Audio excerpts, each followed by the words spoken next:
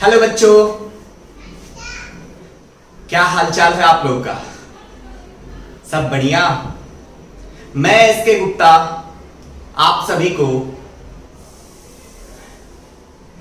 इस SOS and achievers academy के YouTube channel पे वेलकम करता हूं।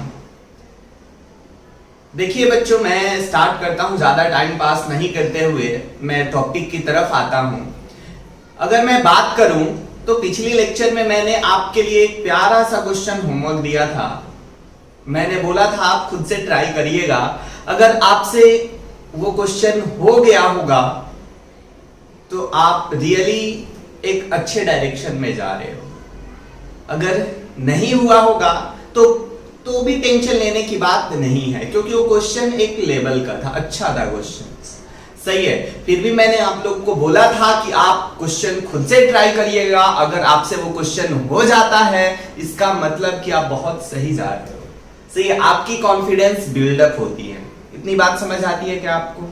अगर इतनी बात समझ आती है तो आप लोगों ने, आई होप सो कि आप लोगों ने ट्राई किया होगा। यहां पे आते हैं, अभी वही क्वेश्चन मैं पहले डिस्कस करूंगा। वही क्वेश्चन हमारे पास था कि calculate the molality of H2SO4 solution in which mole fraction of water is 0.85। चलिए बच्चों डिस्कस कर लेते हैं। बहुत प्यारा कॉन्सेप्ट है, बहुत प्यारा कॉन्सेप्ट है। मोलालिटी कैलकुलेट सॉल्यूशन में करता हूं बच्चों, ध्यान से देखिएगा। इधर क्या करता हूं? सॉल्यूशन करता हूं। क्वेश्चन नंबर 1 का सॉल्यूशन मैं यहां पे करता हूं, सही है।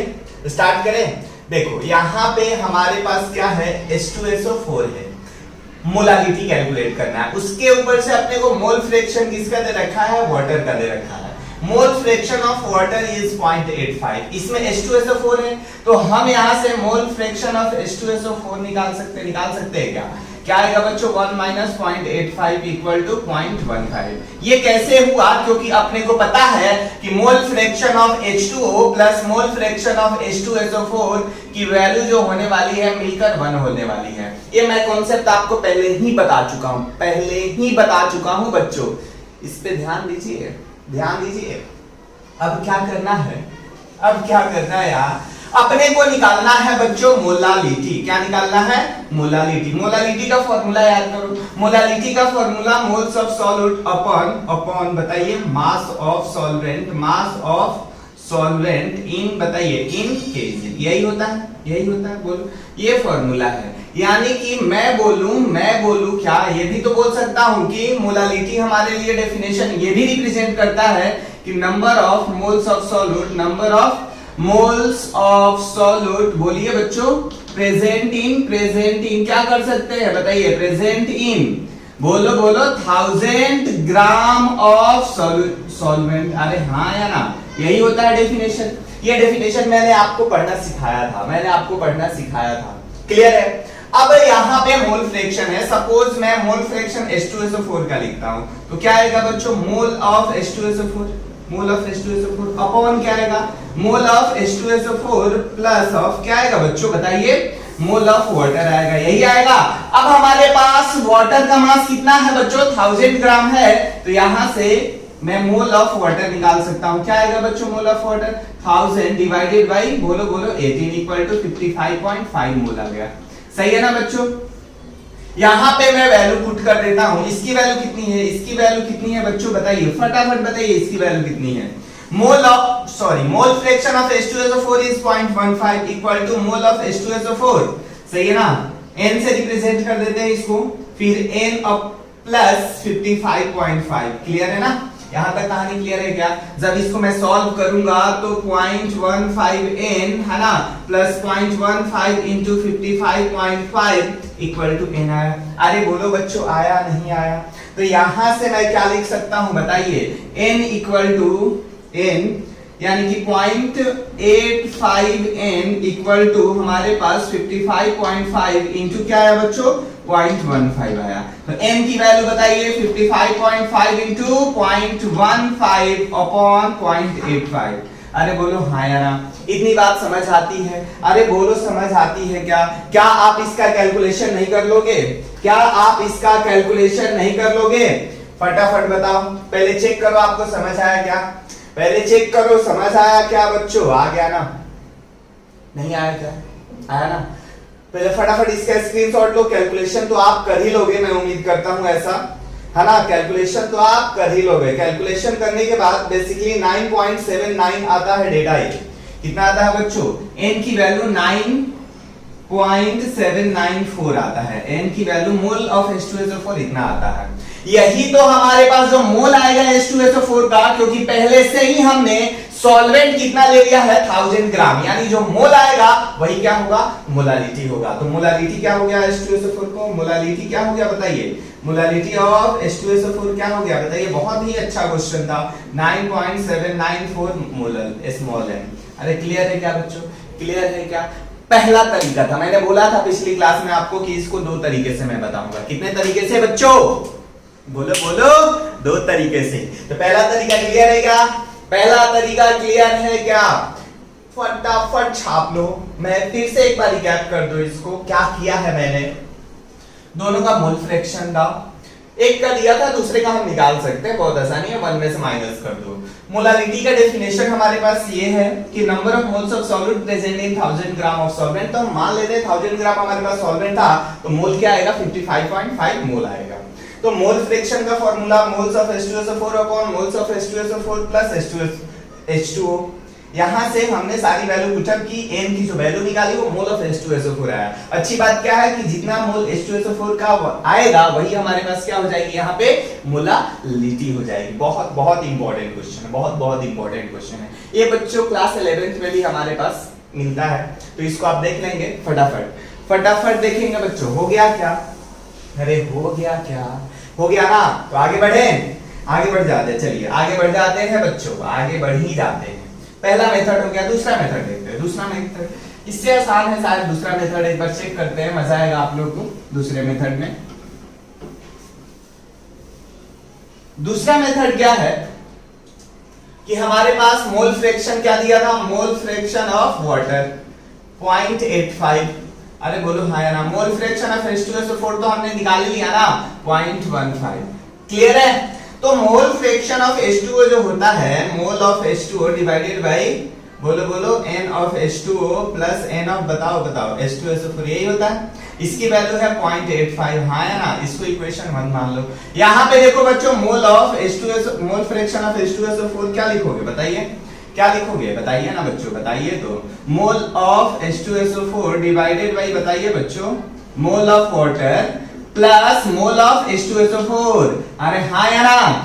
हाँ या ना? यही होगा क्या? अगर यही होगा तो फटाफट कमेंट में लिख के बताओ कि हाँ सर यही होगा। अरे हाँ या ना? लिख के बताए क्या बच्चों? लिख दिए ना? अब देखो n ऑफ H2SO4 की वैल्यू कितनी है? नहीं दिया है ना? इसकी हमारे पास देखो, इसका मोल फ्रैक्शन दिया है यानी 0.15। इक्वेशन 2 मान लो। 1 और 2 को डिवाइड कर दो, या 2 डिवाइडेड बाय 1 कर दो। 2 डिवाइडेड बाय 1, क्यों 2 डिवाइडेड बाय 1 किया आपको समझ आएगा, है ना? n of H2SO4 divided bye, इसको nt लिख देता हूं, total mole, divided by n of water divided by क्या है बच्चों? nt। तो ये और ये कैंसिल, और यहां से वैल्यू 0.15 डिवाइडेड बाय, बताइए, 0.85 आया।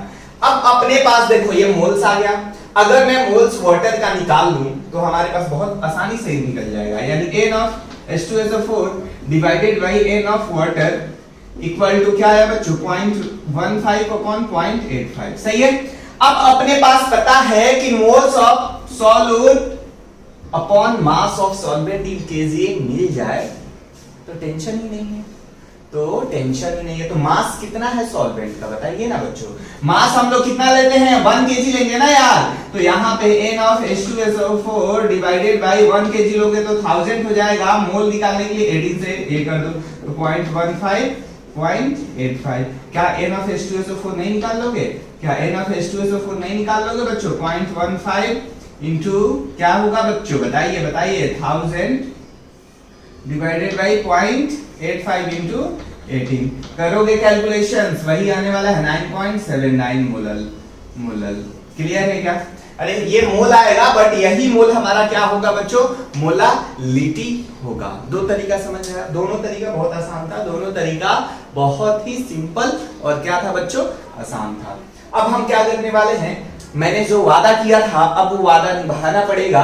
क्या वादा किया था आपको याद है या नहीं है? याद है या नहीं है? मैंने बोला था कि आप लोगों को अगली क्लास में मैं बताने वाला हूं relationship between molality and the molarity. इस पे क्वेश्चन अच्छा बनता है, इस पे क्वेश्चन अच्छा बनता है। 2 क्वेश्चन मैंने दिया है, 2 क्वेश्चन मैंने आपको दिया है, सही है। एक क्वेश्चन मैं आपको बताऊंगा और दूसरा क्वेश्चन आपके लिए क्या रहेगा, होमवर्क रहेगा, और उसका आंसर आ जाएगा तो फटाफट कमेंट में लिख के बताओगे, फटाफट कमेंट में लिख के बताओगे। इतनी बात समझ आती है क्या? क्योंकि इससे भी मेरा भी मनोबल तो बढ़ेगा कि हाँ बच्चे कर रहे हैं, मेरा भी मनोबल बच्चों बढ़ेगा कि आप लोग कर रहे हो। नहीं तो मेरे को ऐसा लग रहा है मैं टाइम पास कर रहा हूँ, मैं टाइम पास कर रहा हूँ। ऐसा चाहिए क्या? ऐसा चाहिए क्या? बिल्कुल नहीं बच्चों, आप लोगों को थोड़ी सी एफर्ट दिखानी है। सिर्फ लिखना ही तो है, सिर्फ लिखना ही तो है। और मैंने पिछली क्लास में बताया था ना, कहीं भी नहीं लिखना है बच्चों, कहीं भी नहीं लिखना है। बात समझ में आती है ना? कमेंट में लिखना है। देखो आते हैं सेकंड क्वेश्चन की तरफ। ये छाप लिया होगा, या पहले आप खुद से भी ट्राई कर सकते हो बच्चों, खुद से भी आप ट्राई कर सकते हो। चाहो तो वीडियो पॉज करो और ट्राई करो, चाहो तो वीडियो पॉज करो और ट्राई करो। कर लिया? चलो देखो इधर आते हैं। मैं फॉर्मूला नहीं बताऊंगा, पहली चीज मैं फॉर्मूला नहीं बताऊंगा। बहुत सारे टीचर फॉर्मूला बता देते हैं, मैं फॉर्मूला में विश्वास नहीं रखता। सही है, पता लगा कि आप गए सेंटर पे गए, एग्जाम में गए, फॉर्मूला भूल गए। वैसे भी फॉर्मूला कॉम्प्लिकेटेड है, वैसे भी फॉर्मूला कॉम्प्लिकेटेड है। मैं दोनों मेथड से सॉल्व करके बताऊंगा, फॉर्मूला से भी और अकॉर्डिंग टू कॉन्सेप्ट। कौन सा बेटर है, कौन सा बेटर है बच्चों? लिख के बताओ फटाफट, कौन सा बेटर है, अकॉर्डिंग टू कॉन्सेप्ट और फॉर्मूला? अरे बोलो यार, लिख दिया ना? लिख दिया, दैट्स गुड। इधर आ जाओ। बैटरी जो है हमारे पास, जिसकी कंसंट्रेशन दे रखी है ना? 2 का सॉल्यूशन कर रहा हूं। ये 2 नंबर था, ये 3 था, ये 4 था। देखो हमारे पास मोलारिटी दे रखी है, मोलारिटी ऑफ H2SO4 है ना? H2SO4 कितना दे रखा है बच्चों? 4.22 मोलर। इसका मतलब क्या है बताइए? 4.22 मोल of H2SO4 of H2SO4, सही है ना? 4.22 मोल ऑफ H2SO4 जो प्रेजेंट होगा, कितने में प्रेजेंट होगा?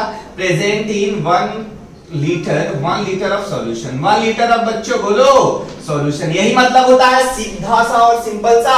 अरे बोलो हाँ या ना? अब मैं देखो मोलालिटी का फॉर्मूला इधर लिख देता हूं। वैसे आपको पता है मोलालिटी फाइंड करनी है ना, तो मोलालिटी का formula moles of solute upon mass of, बोलो बच्चा, सॉल्वेंट। किस चीज में? केजी में। यही होता है, यही होता है, बोलो है।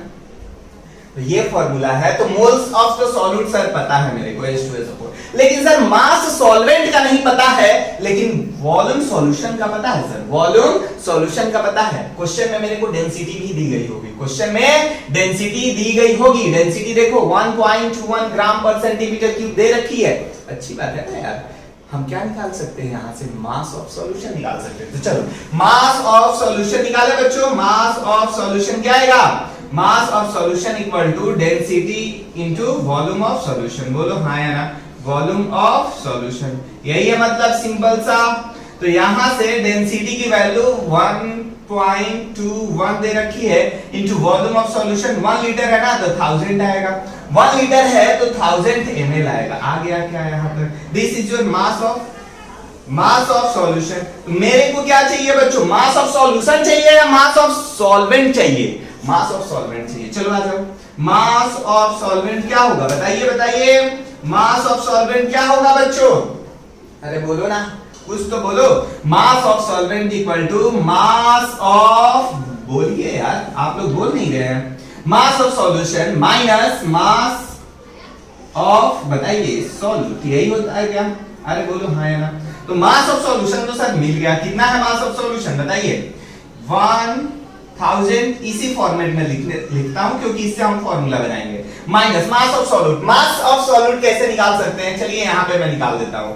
मास ऑफ सॉल्यूट क्या आएगा बच्चों बताइए? मास ऑफ सॉल्यूट क्या आएगा? Mole into molar mass, mole into molar mass. तो मोल कितना है? 4.22 इंटू, बताइए मोलर मास क्या है? बताइए बताइए। मोलर मास H2SO4 का 98 आएगा। आएगा या नहीं आएगा? तो यहाँ पे ये डेटा डाल दो क्या? मास ऑफ सॉल्यूट क्या देगा? 4.22 इंटू 98। आया नहीं आया? आया नहीं आया? पहले ये बताओ, आ गया। अब देखो मोल्स पता है, मोलारिटी यहाँ पे डायरेक्ट मैं लिखता हूं, देखो मोलालिटी का डायरेक्ट फॉर्मूला यहाँ लिख देता हूं, moles of solute upon mass of solvent in KG. अरे बोलो हाँ है ना, सॉल्वेंट इन केजी।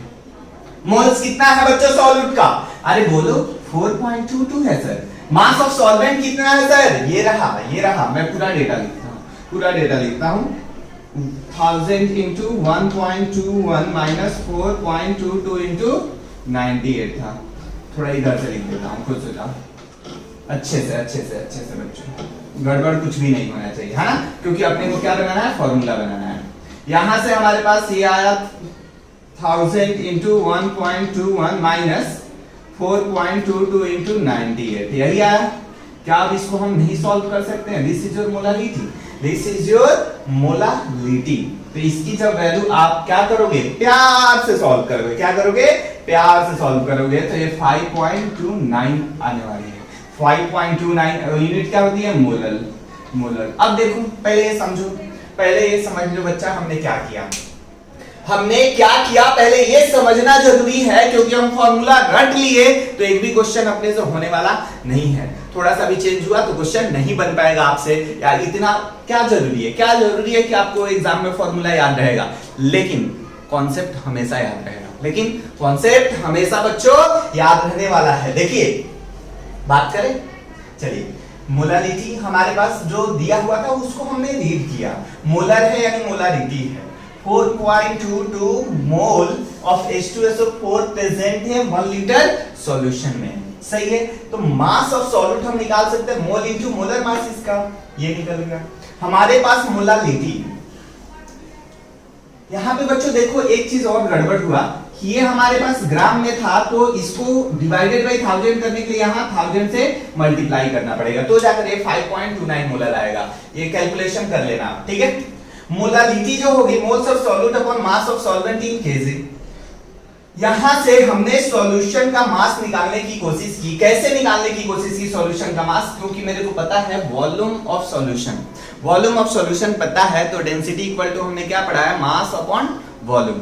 तो mass of solution equal to density into क्या हो जाएगा बच्चों, volume. Density into volume of solution, तो ये मास ऑफ सॉल्यूशन आ गया। मास ऑफ सॉल्वेंट कैसे आएगा, सॉल्यूट के मास को माइनस कर दोगे तो मास ऑफ सॉल्यूशन आ गया। लेकिन ये यूनिट किस चीज में है, ग्राम में है, तो डिवाइड करना पड़ेगा 1000 से, तो ये 1000 ऊपर चला जाएगा, तो ये 5.29 मोलर देगा। इतनी बात समझ आई है नहीं है? छाप डालो बेटा इसको, पहले इसको क्या करो, पहले छाप डालो, फिर मैं आगे बढ़ता हूं। छाप दिए क्या? अरे छाप दिए क्या बच्चों, फटाफट लिख के बताओ, छाप डाले क्या? हाँ या ना? अरे हाँ ना यार, चलो देखो इसको समझते हैं।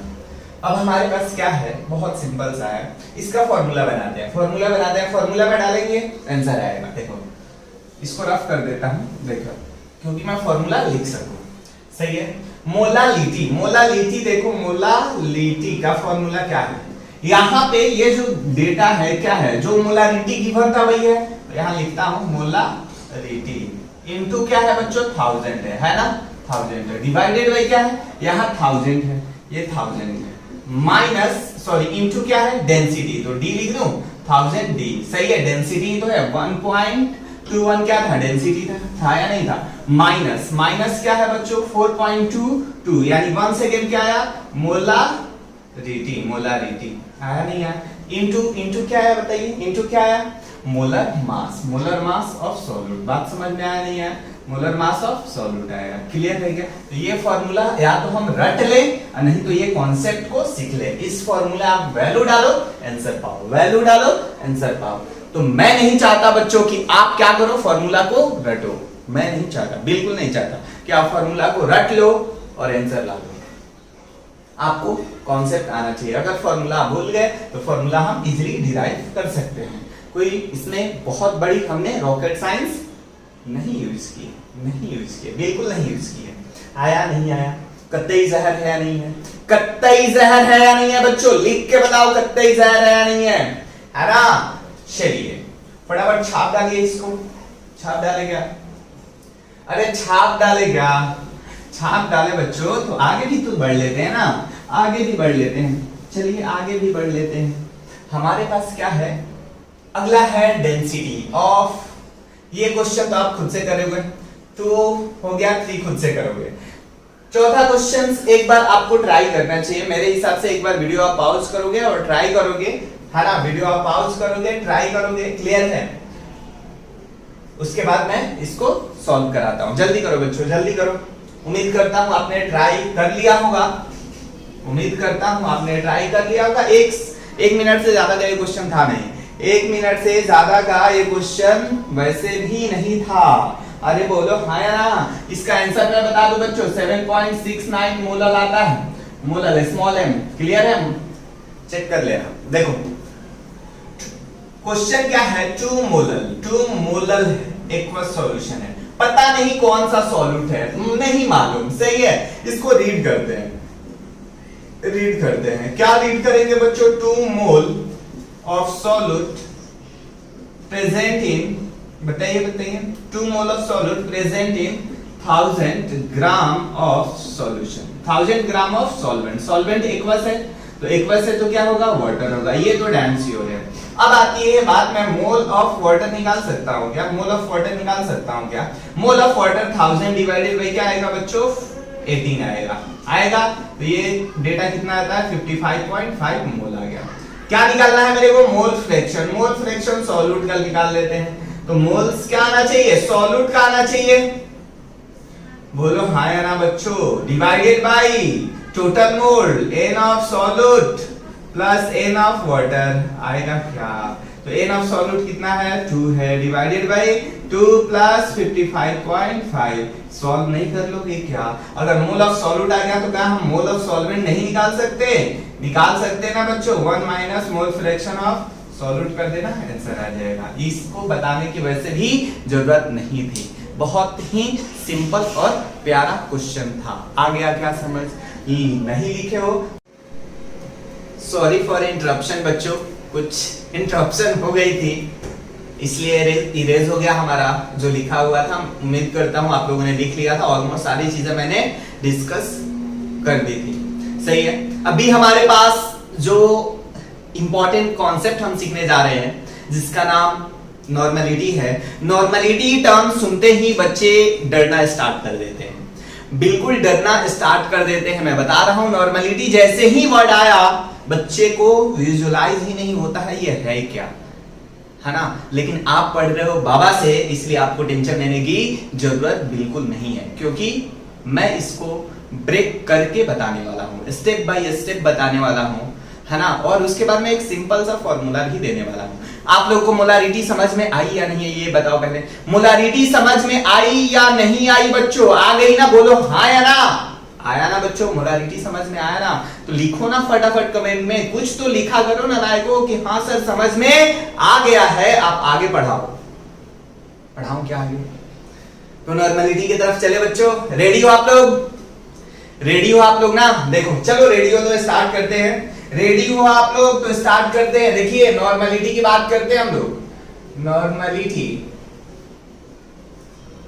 नॉर्मलिटी को बच्चों हम n से रिप्रेजेंट करते हैं। ये डिफाइन कैसे होता है ध्यान से सुनिएगा, नॉर्मलिटी हम n से रिप्रेजेंट करते हैं, डिफाइन कैसे होता है ध्यान से देखिएगा कि नॉर्मलिटी जो होगी, नॉर्मलिटी जो होगी हमारे पास क्या होता है, नंबर ऑफ ग्राम इक्विवेलेंट्स,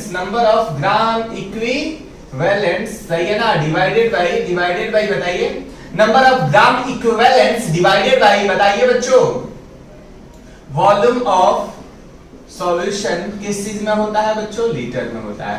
अब तो टेंशन में आप आ गए ना, कि सर ये क्या है, नंबर ऑफ ग्राम इक्विवेलेंट्स, क्या है ये नंबर ऑफ ग्राम इक्विवेलेंट्स, पहली वर्ड टेंशन में दे दिया आपको टेंशन। चलो समझते हैं इसको कि नंबर ऑफ ग्राम इक्विवेलेंट्स है क्या सर, ये नंबर ऑफ ग्राम इक्विवेलेंट्स है क्या।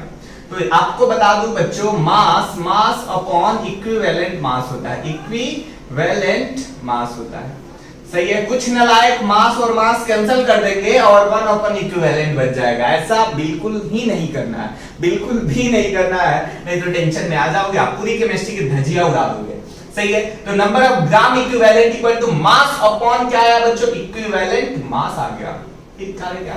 कुछ करे क्या, अरे बोलो कुछ करे क्या, चलो कर लेते हैं। अब इक्विवेलेंट मास को समझते हैं सर, इक्विवेलेंट मास को समझते हैं। इक्विवेलेंट मास जो होगा वो मोलर मास अपॉन बताइए n फैक्टर होगा। अरे सबको एक साथ डालते हैं क्या? अरे बोलो हाँ या ना, अरे बोलो हाँ या ना। तो यहाँ पे ये तीनों टर्म सर समझ में आ गई। अब इसको चलो सिंपल वे में करते हैं, क्योंकि आपको सब कुछ समझ में आना चाहिए। अब आप सोच रहे हो सर n फैक्टर क्या है, टेंशन ना लो, मैं n फैक्टर के बारे में भी बताऊंगा। इससे पहले भी मैंने इलेक्ट्रोकेमिस्ट्री में डिस्कस की हुई है n फैक्टर के अबाउट, टेंशन लेने की जरूरत नहीं है। देखो यहाँ equivalent weight, number of gram equivalent को क्या लिख सकते हैं, मास अपॉन इक्विवेलेंट मास को क्या लिखा जा सकता है बताइए, मोलर मास अपॉन बताइए n फैक्टर। तो n फैक्टर कहां चला जाएगा बोलो, ऊपर चला जाएगा, तो डायरेक्ट ऊपर ही कर दूं क्या? लो यार एक बार लिख देता हूं, नहीं तो आप टेंशन में आ ही जाओगे कि सर ये कहां से जंप करा दिए। तो मास upon mass into n factor divided by molar mass is your क्या है बच्चों, क्या है ये, number of gram equivalents, number of gram equivalents. अब देखो ना, इसको और थोड़ा सा प्यारा सा समझते हैं, है ना, प्यारे से समझते हैं। मास अपॉन बताइए मोलर मास क्या होता है, मोल। तो मोल इनटू n फैक्टर को ही हम क्या बोलते हैं, मोल इनटू n फैक्टर को ही हम क्या बोलते हैं बच्चों, number of gram equivalents. Equivalents आया नहीं आया, अरे बोलो आया नहीं आया। तो ये भी एक इंपॉर्टेंट आपके लिए रिलेशन है, सही है। अब इसको मैं क्या कर दूं, नंबर ऑफ ग्राम इक्विवेलेंट्स को, मोल तो पता है ना, मोल तो पता है ना बच्चों, n फैक्टर अगर सीख लिए तो नंबर ऑफ ग्राम इक्विवेलेंट भी सीख लिया। इसको पहले यहां डाल दें। तो नॉर्मलिटी का जो हमारे पास फॉर्मूला बना, नॉर्मलिटी का फॉर्मूला क्या बना बताइए, मोल है ना, सॉल्यूट का ही आएगा basically, mole into n factor upon volume of solution in litre. अब हमने क्या पढ़ा है, mole upon volume of solution in litre. बताइए नॉर्मलिटी जो होगी क्या होगी, मोलारिटी, क्या होगी, मोलारिटी इनटू n फैक्टर। वाह बहुत सिंपल है सर। अगर मेरे को नॉर्मलिटी निकालना है तो मैं मोलारिटी भी निकाल के उसमें n फैक्टर से मल्टीप्लाई कर देता हूं, तो नॉर्मलिटी आ जाती है मेरे पास। सिर्फ क्या सीखना है, क्या सीखना है आपने को, n फैक्टर। देखो कितना जहर और कितना सिंपल है, कितना जहर और कितना सिंपल पॉइंट है बच्चों। अगर आपको नॉर्मलिटी निकालनी है, फाइंड आउट करनी है, तो आपको मोलारिटी इनटू क्या करना होगा, मोलारिटी इनटू क्या करना होगा, n फैक्टर ही तो करना है।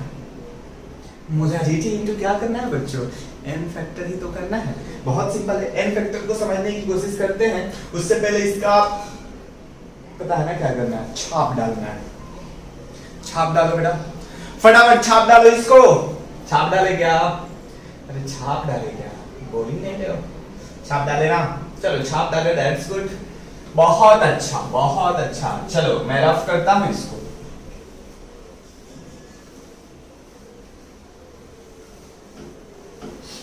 चलिए समझते हैं और भी चीजों को कि n फैक्टर है क्या।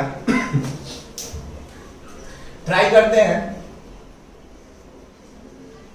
n फैक्टर को समझने के लिए। तो सबसे पहला केस हमारे के लिए आता है फॉर एसिड। किसके लिए आता है बच्चों, एसिड के लिए n फैक्टर क्या होगा। तो एसिड अगर मैं बात करूं तो for acid n factor equal to क्या हो जाएगा बच्चों, number of H plus ion के बराबर। सही है, इसी को हम क्या बोलते हैं, बेसिसिटी। यानी कि कोई भी एसिड कितना H प्लस डोनेट करता है, कोई भी एसिड कितना number of H plus donate करता है, उसको हम बेसिसिटी के तौर पे बोलते हैं कि वो उसकी बेसिसिटी है। सही है। तो सर बेस के लिए क्या होगा, बेस के लिए जस्ट रिवर्स होगा। बेस के लिए क्या होगा, एसिडिटी होगा। क्या होगा, एसिडिटी होगा। n फैक्टर इक्वल टू क्या है बताइए, number of H plus ion equal to क्या होगा, बेसिसिटी होगा। दैट्स गुड बेटा, समझते हैं। जैसे अपन लोग एग्जांपल ले लेते हैं H2SO4। H2SO4 को जब हमने ब्रेक किया तो क्या आया, 2H प्लस और SO4 2 माइनस। तो बताइए इसमें n फैक्टर क्या होगा, पहले n फैक्टर समझते हैं। n फैक्टर बताइए 2, बेसिसिटी भी क्या होगी, यही तो बेसिसिटी होगी बच्चों, कितना H प्लस डोनेट हुआ वही इसकी बेसिसिटी होगी। अरे हाँ या ना, अरे हाँ या ना बच्चों बोलो। HCl ले लो, HCl ले लो, क्या होगा H प्लस और Cl माइनस। n फैक्टर बताइए, n फैक्टर बताइए यार, n फैक्टर क्या होगा 1, बेसिसिटी भी 1 होगी, लिखने की जरूरत नहीं है। HNO3 बोलो, HNO3 ब्रेक करो, H प्लस और NO3 माइनस, एन फैक्टर बताओ बच्चों, एन फैक्टर बताओ, 1 होगा। सही है। अब आते हैं मजेदार तरीके से, यानी कि यहां पे आपको एक कॉमन चीज दिखाई दे रही है कि सर जितना H प्लस है, सॉरी जितना नंबर ऑफ हाइड्रोजन है इधर एसिड में, उतना ही एन फैक्टर है और उतनी ही बेसिसिटी है या नहीं? दिखाई दे रहा है क्या? दिखाई दे रहा है ना? दिखाई दे रहा है तो अच्छी बात है। देखो अभी हम आगे कुछ और बात कर लेते हैं, जैसे H3PO4 की बात करते हैं। H3PO4, H3PO3 और H3PO2। सर यहां पे 3 दिखाई दे रहा है, 3H प्लस और PO4 3 minus, basicity n factor बताओ सर 3। वाह शाबाश बेटा, आप सही सोच रहे हो, सही सोच रहे हो। सर यहां भी 3 तोड़ दो ना, सर यहां भी 3 तोड़ दो ना, ऐसे लिख दो 3H प्लस और PO3 3 माइनस। ये बिल्कुल गलत है, बिल्कुल गलत है, सरासर गलत है ये।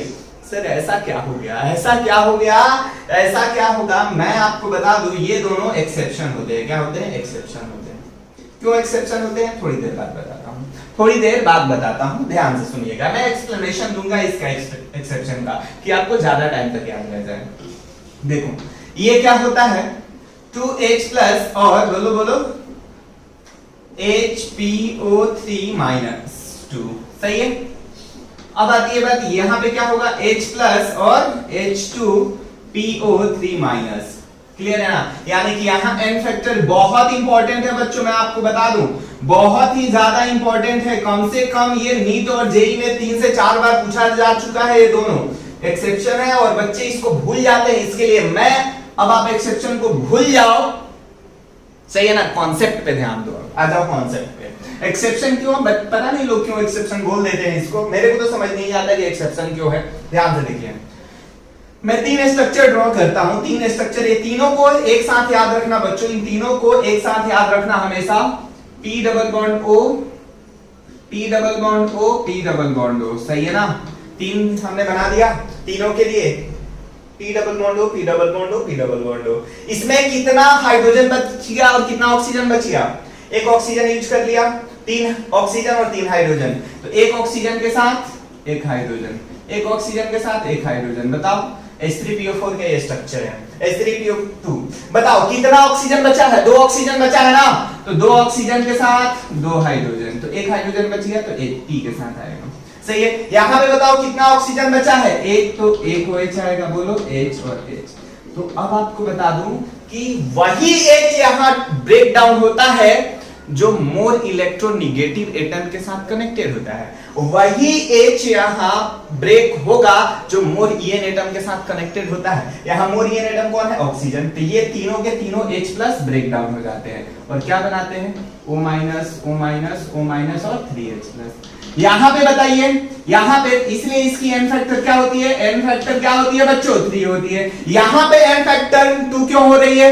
यहां पे एन फैक्टर 2 क्यों हो रही है? अब आपको समझ आ गया होगा, चमक गया होगा कि सर यहां पे ये सिर्फ 2 ही हाइड्रोजन ऐसा है जो O से कनेक्टेड है, फास्फोरस मोर ईएन एटम में नहीं आता सर। तो यहां पे O minus sir, O minus, और ये वाला H जो है ना बेटा, ये वाला H तो जाएगा ही नहीं, ये H ब्रेक होगा ही नहीं, इसलिए इसकी एन फैक्टर क्या होगा? एन फैक्टर क्या होगा बताइए? एन फैक्टर 2 होगा। देखो ये H लिखा है ना मैंने, HPO3 2 माइनस, यहां देखो 2 माइनस है। अब यहां तो अब चमक गया होगा ना सर, 1 ही होगा। क्यों 1 होगा? क्योंकि एक ही तो H है ऐसा, एक ही तो H है ऐसा जो ब्रेक डाउन हम कर सकते हैं। ये दोनों H तो ब्रेक डाउन होने से रहा बच्चों, ये दोनों H ब्रेक डाउन होगा ही नहीं। ये बात समझ आ गई ना? तो ये एक्सेप्शन को एक्सप्लेन करने के लिए आपको स्ट्रक्चर थोड़ी बहुत आइडिया होना चाहिए। पहले एक पहला पार्ट छापो, एन फैक्टर की कहानी को छाप डाले क्या? अरे छाप डाले क्या बच्चों? छाप डाले ना, फटाफट स्क्रीनशॉट ले लो। जिन लोगों ने नहीं छापा स्क्रीनशॉट ले लो इसका। ले लिया ना? ले लिया ना? अब हम बात करते हैं थोड़ा सा कि एन फैक्टर एसिड के लिए हो गया, वैसे ही एन फैक्टर किसके लिए हम बात करेंगे? एन फैक्टर किसके लिए बात करेंगे? बेस के लिए। चलिए बात कर लेते हैं। डोंट वरी बच्चों, बहुत अच्छे से समझ रहे हैं हम चीजों को, बहुत अच्छे से और डीपली समझ रहे हैं। एन फैक्टर फॉर किसके लिए? फॉर बेस की बात करते हैं। तो बेस के लिए क्या होगा? Number of OH minus ion. n factor किसके बराबर होगा, number of OH minus ions, ये इसके हमारे क्या होगी, एसिडिटी होगी। बात समझ में आया। जैसे एग्जांपल ले लो NaOH, NaOH को जब हम ब्रेक करते हैं तो N प्लस OH माइनस, तो n फैक्टर बताइए, n फैक्टर बताइए 1 है, आ गया ना। वैसे ही मैं एक एग्जांपल ले लूं, वैसे ही एक एग्जांपल ले लूं MgOH होल ट्वाइस, बोलो बोलो Mg प्लस 2 और 2OH माइनस, n फैक्टर इसका 2 आएगा और बेसिसिटी क्या आएगी, सॉरी एसिडिटी क्या आएगी, 2 आएगी। क्लियर है क्या? अरे बोलो हाँ या ना, हाँ या ना, हाँ या ना। अब हम बात करते हैं, एक और एग्जांपल ले लेते हैं, अमोनियम हाइड्रोक्साइड, ब्रेक करो NH4 प्लस और OH माइनस, सही है। n factor sir 1, n factor 1, clear है। अब हम सॉल्ट के लिए बात करते हैं, for salt n factor for salt, salt के लिए n फैक्टर क्या होगा, सॉल्ट के लिए n फैक्टर, अब देखो मैं कॉमन बताता हूं, कॉमन मेथड बताता हूं, एसिडिटी बेसिसिटी अगर भूल भी गए तो टेंशन लेने की जरूरत नहीं है। n फैक्टर में जनरल फॉर्म बता रहा हूं, n factor equal to mod of, यानी कि total positive charge, total positive charge है ना, और टोटल निगेटिव चार्ज, दोनों में से कोई एक देख लो, आपका आंसर आ जाएगा। निगेटिव चार्ज ले रहे हो तो मॉड लोगे, पॉजिटिव चार्ज लोगे तो मॉड लेने की वैसे भी जरूरत नहीं पड़ेगी, सही है।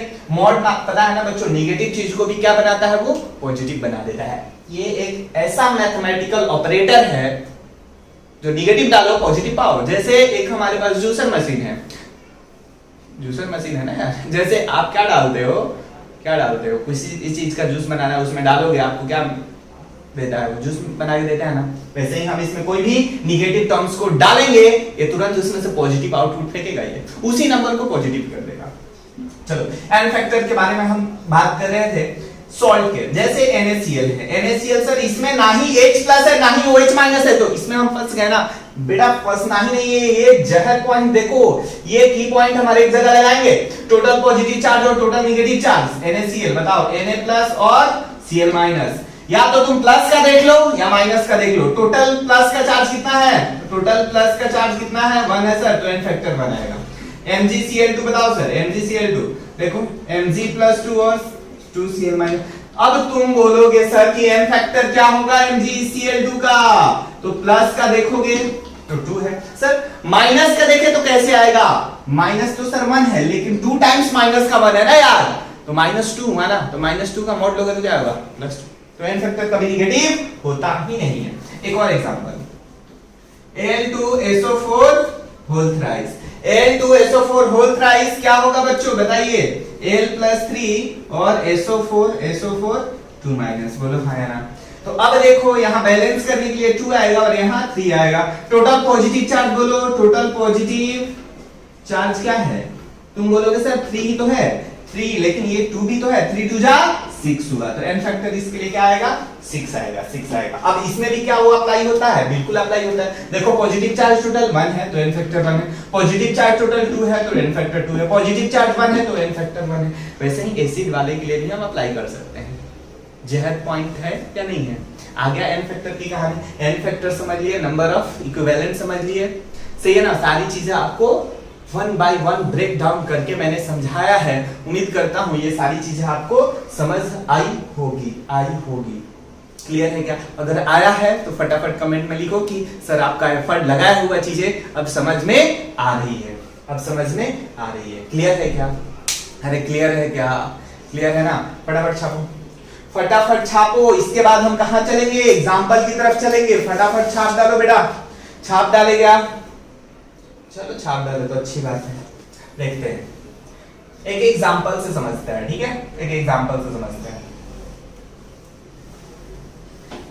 कभी कभार ऐसे भी क्वेश्चन आ जाता है कि फाइंड द इक्विवेलेंट वेट, पहले चीज उस पर भी हम बात कर लेते हैं, इक्विवेलेंट वेट पे भी क्वेश्चन एग्जांपल पहले लेते हैं कुछ कि find the equivalent weight of the following molecules. पहले इसका हम कर लेते हैं, इक्विवेलेंट वेट समझ लेते हैं, है ना? इक्विवेलेंट वेट याद है ना? Equivalent weight equal to molar mass molar mass upon n factor, molar mass upon n factor, यही होता है एन फैक्टर सीख लिए, मोलर मास तो पता ही है। पहला एग्जांपल हम ले लेते हैं किस चीज का, NaOH का। दूसरा एग्जांपल ले लेते हैं, बोलो बोलो, MgCl2 का। तीसरा एग्जांपल ले लेते हैं CaCO3 का। चौथा एग्जांपल ले लेते हैं H2SO4 का। सही है ना? अरे बोलो हाँ है ना? हाँ है ना? क्लियर है क्या? एवरीथिंग इज क्लियर बच्चों?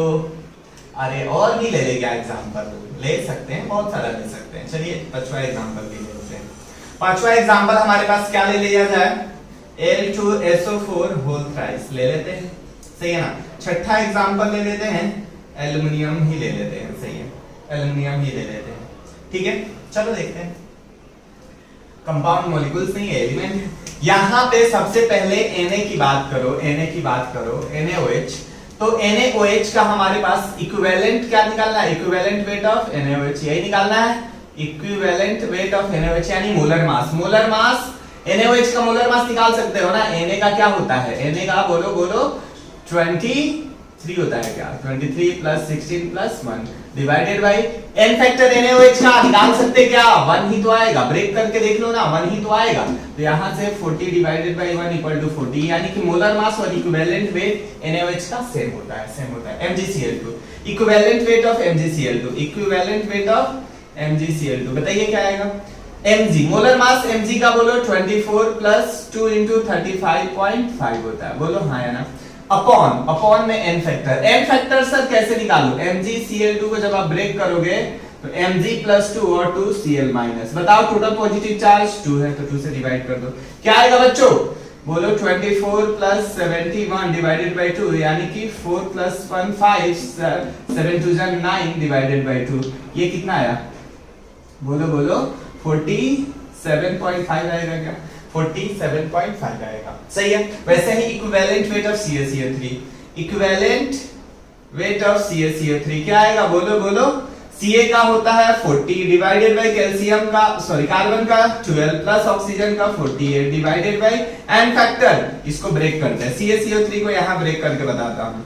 Ca पे क्या आएगा +2 और CO3 पे बच्चों 2 माइनस, तो n फैक्टर बताइए, पॉजिटिव चार्ज या टोटल नेगेटिव चार्ज देख लीजिए, 2 है तो यहां से डिवाइडेड बाई 2 कर दीजिए, 100 डिवाइडेड बाई 2 क्या है, बोलो 50 आया। तो this is your equivalent weight. आया नहीं आया? यहां तक की कहानी समझ आई बच्चों, यहां तक की कहानी समझ में आई क्या आपको? अगर आ गई तो छाप डालो, आ गई तो छाप डालो, छाप डाले, छाप डाले ना। उम्मीद करता हूं बाकी का आप कर लोगे, उम्मीद करता हूं बाकी का आप कर लोगे। 3 डिस्कस कर दिया, रेस्ट ऑफ दी आप कर लोगे। एल्युमिनियम का n फैक्टर 3 होता है तो 3 से 27 डिवाइडेड बाय 3 कर दोगे 9 आ जाएगा। रफ करता हूं इसको। अब हम आते हैं क्वेश्चन पे, बहुत प्यारा सा क्वेश्चन पे आते हैं, बहुत सिंपल सा क्वेश्चन पे आते हैं, ठीक है। चलिए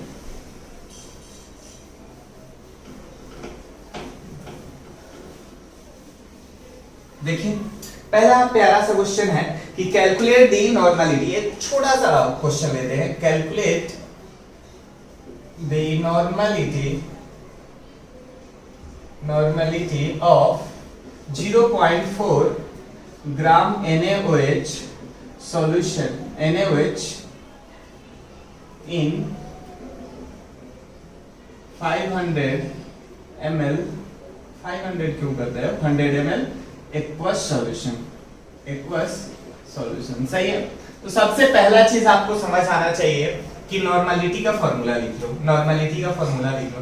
तो नॉर्मलिटी इक्वल टू क्या हमने बोला था कि आप डायरेक्ट जो ब्रेक डाउन वाला फॉर्म है वो भी लिख सकते हो, या नंबर ऑफ, बोलो बोलो, ग्राम इक्विवेलेंट, दोनों तरीका, दो तरीका बता रहा हूं। Number of gram equivalent upon बताइए, अपॉन बताइए, number of gram equivalent divided by क्या लिख दूं मैं, ऐसा क्या लिखूं, volume of solution in litre, volume of solution in litre.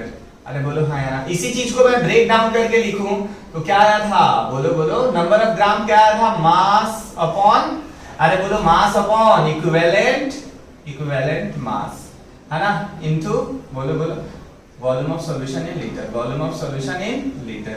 क्या इक्विवेलेंट, इक्विवेलेंट मास आप नहीं लिख सकते हो? क्या इक्विवेलेंट मास NaOH का नहीं निकाल सकते? अभी तो बताया था आपको, मास कितना दे रखा है 0.4, इक्विवेलेंट मास NaOH का 40 ही आएगा, वॉल्यूम सॉल्यूशन का 100 दे रखा था, इनटू यहाँ क्या कर दोगे 1000, बोलो, क्योंकि ये लीटर में कन्वर्ट करने के लिए 1000 से डिवाइड करना पड़ेगा तो ऊपर जाएगा, 0 से 0 कैंसिल, 10 से 10 कैंसिल, यानी कि ये बेसिकली वैल्यू कितनी आती है बताइए 0.1 नॉर्मल, यूनिट क्या होगी 0.1 normal, this is your normality. अरे बोलो हाँ या ना, हाँ या ना, यहाँ तक कहानी समझ आई क्या?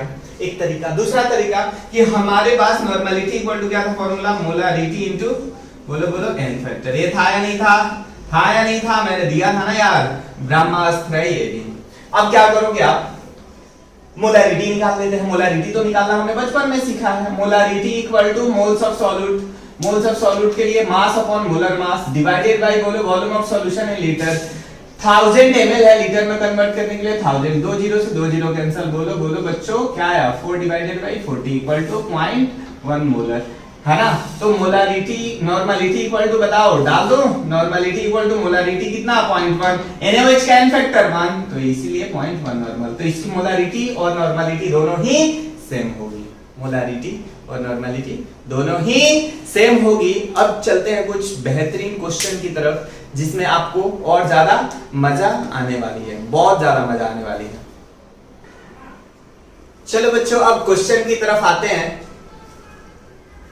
क्वेश्चन की तरफ आते हैं। बहुत प्यारा सा क्वेश्चन है, एक बार आप वीडियो को पॉज करो और फिर ट्राई करो, क्योंकि मैं आपको कम से कम 50 से 60 क्वेश्चन का वर्कशीट भेजने वाला हूं जो आप लोग की कॉन्फिडेंस लेवल को हाई कर देगा। सही है, इस टॉपिक से रिगार्डिंग ही भेजूंगा और उसमें सबसे ज्यादा क्वेश्चन नॉर्मलिटी, मोलारिटी और मोलारिटी का ही होगा, इसलिए ध्यान से इस टॉपिक को समझोगे। आज मैंने पूरा लेक्चर इसी पे दिया है, नॉर्मलिटी पे ही दिया है, क्योंकि आपको बहुत अच्छे से ये टॉपिक समझ में आ जाए। आई बात समझ? चलो 12.6 ग्राम ऑक्जेलिक एसिड, ऑक्जेलिक एसिड का सबसे पहले आपको फॉर्मूला होना चाहिए, पता होना चाहिए। सॉल्यूशंस में बताता हूं क्वेश्चन नंबर 1 का। देखिए ऑक्जेलिक एसिड का सबसे पहले फॉर्मूला बता दूं आपको, H2 होता है, C2 होता है, O4 होता है, H2C2O4.2H2O होता है oxalic acid, this is your oxalic acid. सही है, तो सबसे पहले ऑक्जेलिक एसिड है तो इसका n फैक्टर आपको पता होना चाहिए। n फैक्टर मैं आपको बता दूं, C2O4 है ना, H2 जब ब्रेक डाउन होता है तो वाटर है, क्रिस्टलाइन फॉर्म में, सॉलिड फॉर्म में होता है, तो 2H प्लस और C2O4 2 माइनस होता है। तो n फैक्टर कितना है बच्चों? n फैक्टर 2 है। इतनी बात समझ में आ गई? इतनी बात समझ में आई या नहीं है? आ गई ना? तो क्यों ना इक्विवेलेंट वेट निकाल लेते हैं, इक्विवेलेंट है ना, इक्विवेलेंट वेट ऑफ क्या, ऑक्जेलिक एसिड, ऑक्जेलिक एसिड, तो molar mass divided by n factor, molar mass divided by बोलो बोलो n फैक्टर, बोलो हाँ है ना? तो मोलर मास कितना है, मोलर मास निकाल लेते हैं ना यार, 2 into 1 plus 12 into 2 plus 4 into 16 plus 2 times of 18। Water का भी हम मास कैलकुलेट करते हैं बच्चों, वाटर का भी हम मास कैलकुलेट करते हैं। अरे हाँ है ना, बोलो हाँ है ना, कैलकुलेट कर लो, कुछ तो आएगी डेटा, अपॉन n फैक्टर 2 है, ये ऊपर ऐड करो 126 डिवाइडेड बाय 2 इक्वल टू 63 है, इक्विवेलेंट वेट आ गया। लेकिन प्रॉब्लम क्या है अपने पास और क्या प्रॉब्लम है? सॉल्यूशन का वॉल्यूम नहीं दे रखा है, सॉल्यूशन का मास दे रखा है, तो हम क्या नहीं निकाल सकते हैं, वॉल्यूम ऑफ सॉल्यूशन नहीं निकाल सकते हैं। Volume of solution equal to बताओ क्या हो जाएगा, mass by density of solution. Mass कितना बताओ 550 डिवाइडेड बाय 1.10, सही है ना? तो मास ऑफ ये भी मिल गया। तो normality equal to mass, normality equal to क्या, direct formula molarity into n factor नहीं लगा देता हूं, मोलारिटी इनटू n फैक्टर, या ये वाला भी तो फार्मूला याद है ना? अरे बोलो, mass upon equivalent mass into n factor, sorry n factor नहीं था ना यार, into volume of solution in litre, volume of solution in litre, दोनों तरीके से कर सकते हो, कोई इशू नहीं है। तो नॉर्मलिटी मास कितना है, 12 पॉइंट क्या है बच्चों, 12.6, इक्विवेलेंट मास 63 है, equivalent mass 63, volume of solution क्या है 550 है, 550 अपॉन 1.1, इधर 1000 आ जाएगा क्या, आ जाएगा ना, कैलकुलेट कर लोगे, इनटू यहाँ पे 10 आया, एक जीरो से एक जीरो गया और ये 2 टाइम्स कैंसिल हुआ, यानी 200 इंटू 1.1 डिवाइडेड बाई 550 आया। आ गया क्या? सॉल्व कर लोगे? सॉल्व तो कर ही लोगे, सॉल्व तो कर ही लोगे ना बच्चों, मैं उम्मीद करता हूं सॉल्व कर लोगे, सॉल्व करोगे। ये 0.4 नॉर्मल के आसपास नॉर्मलिटी आती है। पहला क्वेश्चन हो गया।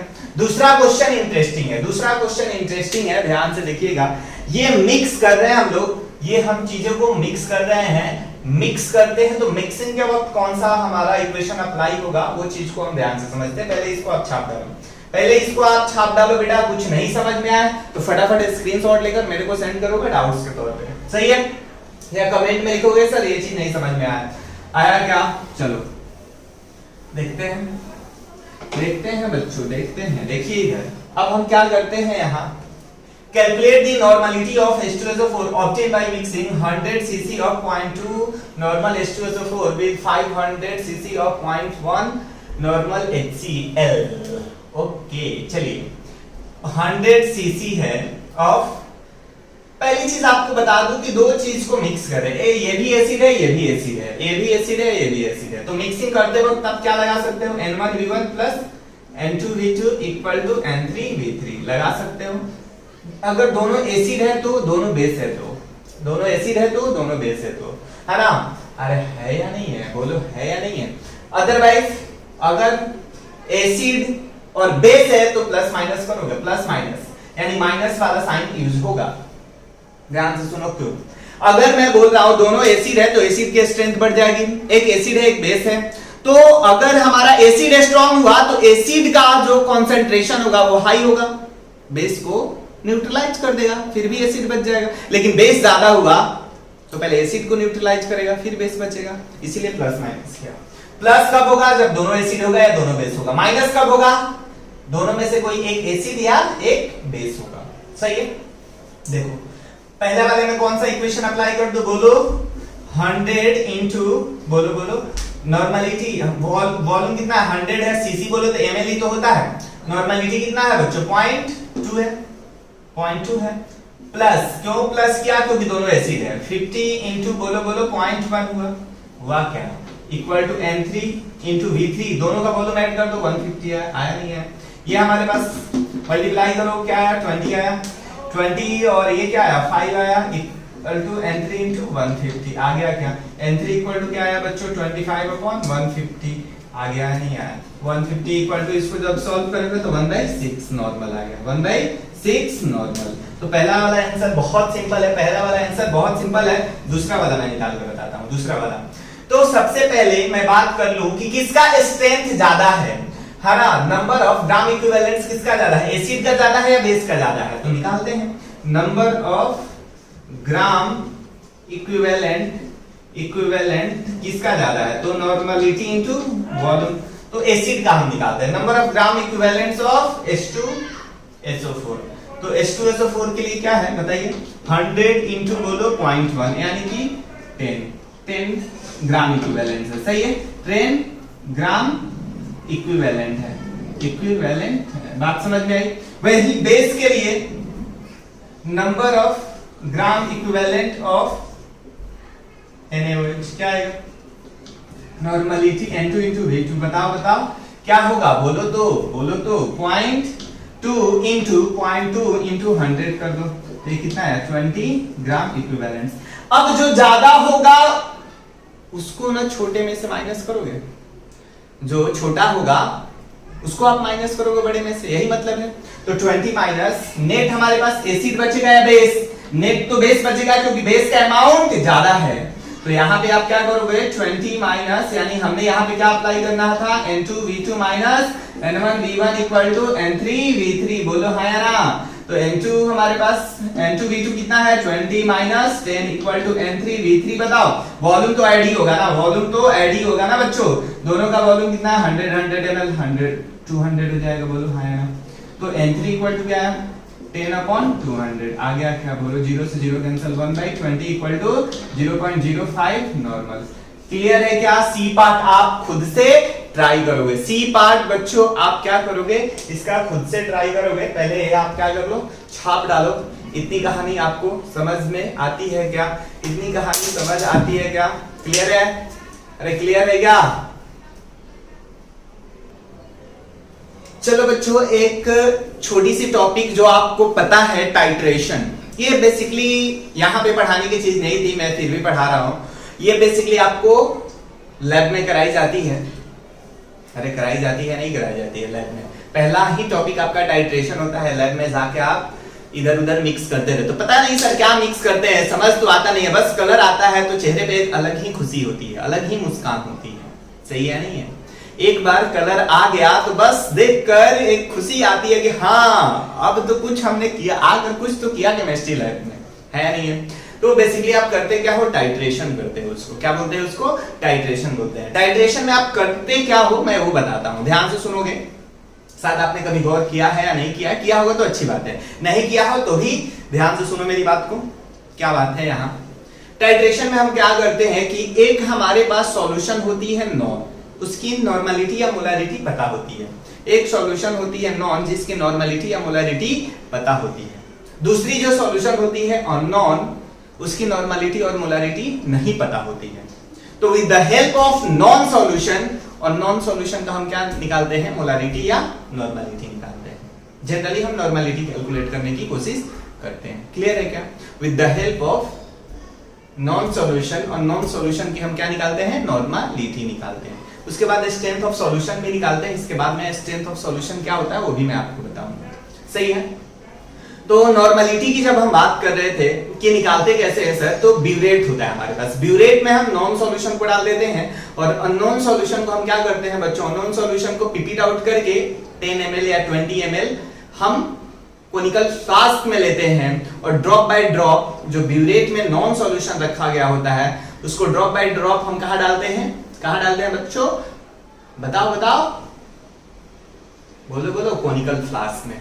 तब तक हम और उसको स्टीयर करते रहते हैं। किस लिए? क्योंकि हमारा न्यूट्रलाइजेशन प्रोसेस अच्छे से हो सके। बेसिकली एसिड और बेस क्या हो रहा होता है, न्यूट्रलाइज हो रहा होता है। एंड पॉइंट पे हमारे पास क्या दिखाई देता है, एक कलर दिखाई देता है। कलर के लिए या तो हम इंडिकेटर यूज कर सकते हैं या इटसेल्फ इंडिकेटर के तौर पे हमारे पास सब्सटेंस हो सकता है। तो अपने को इस सारी चीजों पे बात नहीं करनी है, अपने को ये न्यूट्रलाइजेशन प्रोसेस पे बात करनी है। न्यूट्रलाइजेशन यानी कि जितना एसिड का ग्राम इक्विवेलेंट होगा उतना ही बेस का ग्राम इक्विवेलेंट न्यूट्रलाइज होता है। यही लिखा हुआ है पॉइंट देखो कि टाइट्रेशन एक प्रोसीजर होता है जो कि determination of concentration of unknown solution with the help of non concentrated solution.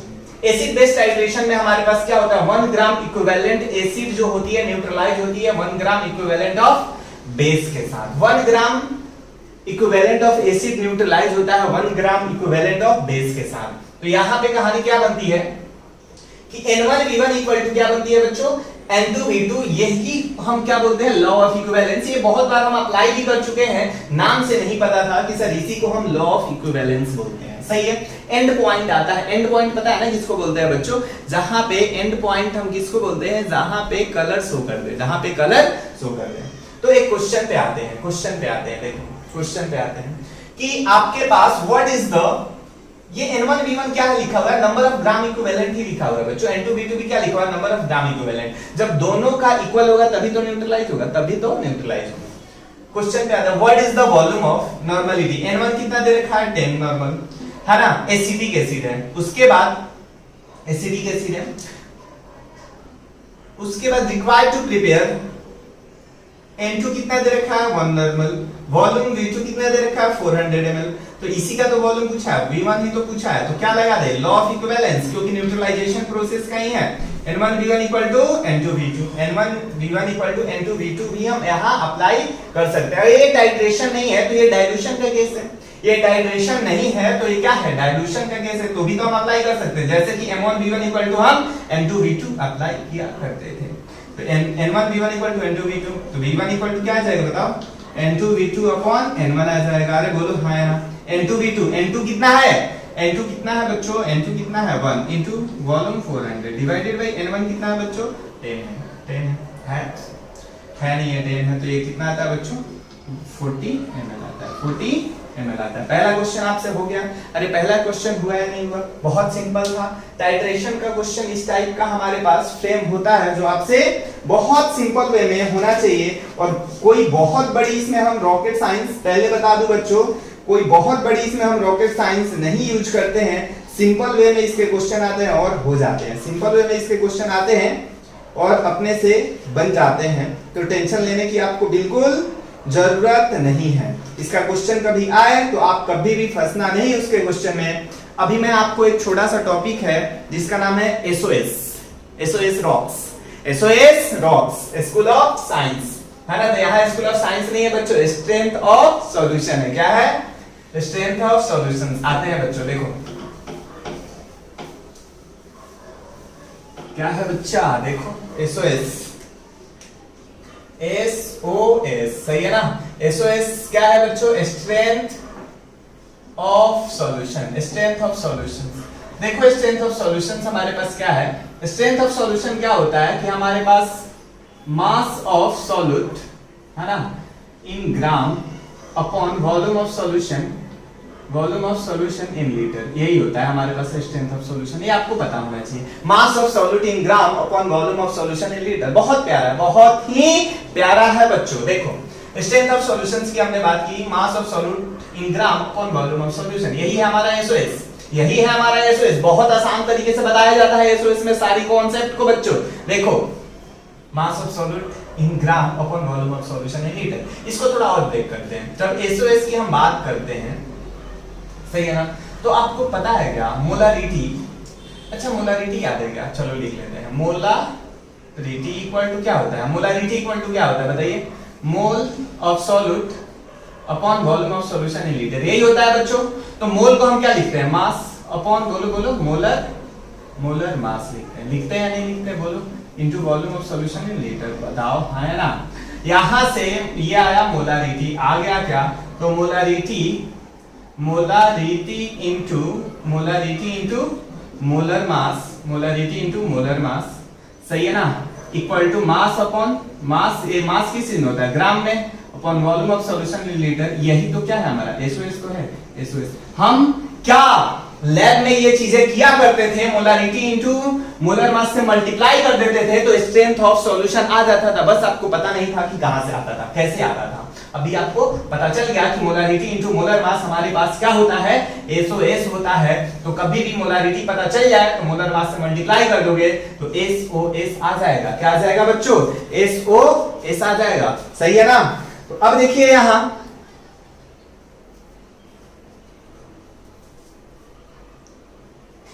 बच्चों, यहां ध्यान से देखिए। अभी आप क्या करना है, हमारे पास स्ट्रेंथ ऑफ सॉल्यूशन में हमने निकाल दिया है कि मोलारिटी इनटू क्या करना होता है?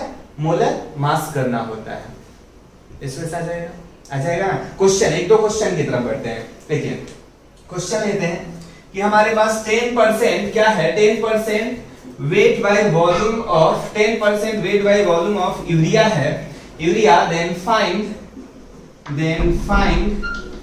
SOS of the solution, SOS of the solutions. कैसे फाइंड आउट कर सकते हैं? 10% वेट बाय वॉल्यूम है, यानी कि इसको हम क्या कर सकते हैं बताइए कि 10 ग्राम यूरिया जो है प्रेजेंट है, 10 ग्राम यूरिया प्रेजेंट है, प्रेजेंट इन, बताइए कितने में? Present in 10 gram urea present in, बताइए कितने में बच्चों? 100 ml ऑफ सॉल्यूशन। अरे हाँ या ना, 100 ml ऑफ सॉल्यूशन। यही रीड करेंगे हम लोग, 100% यही रीड करेंगे, है ना। तो एसओएस निकाल लेते हैं, strength of solution. Mass of solute कितना है बच्चों? 10 ग्राम, अपॉन वॉल्यूम ऑफ सॉल्यूशन कितना है बच्चों? 100 है, लेकिन ये ml में है, लीटर में कन्वर्ट करने के लिए 1000 से आप डिवाइड करोगे तो ऊपर चला जाएगा, तो 0 से 0 कैंसिल। तो ये क्या? 100 ग्राम पर लीटर, 100 ग्राम पर litre. This is your strength of solution. वैसे ही आप एक और क्वेश्चन कर लोगे, इसमें मैं चेंजेस कर देता हूं। एक क्या दो क्वेश्चन आपको होमवर्क दे देता हूं, आपसे हो जाना चाहिए दोनों क्वेश्चन। क्लियर है क्या? ये आप छाप डालो, इसी में मैं मॉडिफाई कर देता हूं क्वेश्चन, इसी में मैं मॉडिफाई कर देता हूं। छाप डाले क्या बेटा? बहुत आसान था, बहुत ही आसान था। जैसे एसओएस में पढ़ाई आसान है, वैसे ही ये एसओएस कॉन्सेप्ट भी बहुत सिंपल है। क्लियर है क्या? चलो आते हैं। इसको मैं 20% weight by volume of glucose कर देता हूं, glucose solution. Then find the strength of solution. पहला क्वेश्चन हो गया। वैसे ही हमारे पास क्या है, बहुत ध्यान से देखिएगा, आपके पास दूसरा क्वेश्चन वी हैव कितना है बच्चों 6% weight by weight of urea solution है ना 6% weight by weight of urea solution with the density of 1 कितना है बच्चों 0.6 ग्राम पर ml है ना then calculate then find S4S strength of the solution। ये दो क्वेश्चन आपके लिए क्या है होमवर्क है, आपको सॉल्व करके मेरे को रिपोर्ट करनी है। क्लियर है क्या?